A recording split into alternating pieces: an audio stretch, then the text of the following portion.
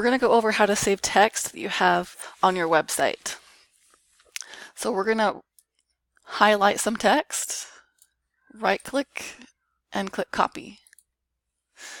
Now we're not going to go to Microsoft Word to paste it and save it, because that will also save formatting like bullet points, font, italicized, or tables.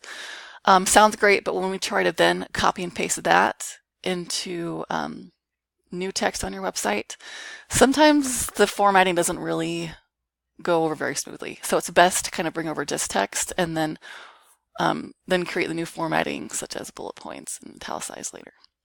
So we're going to open a program called Notepad that gets rid of all of formatting.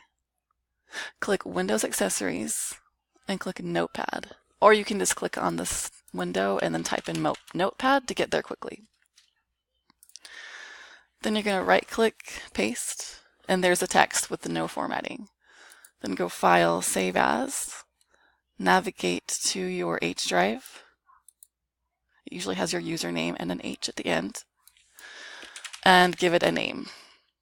Make sure you are in your H drive and then a website backup folder that we created, and then give it a message. Give it a name, and then click Save.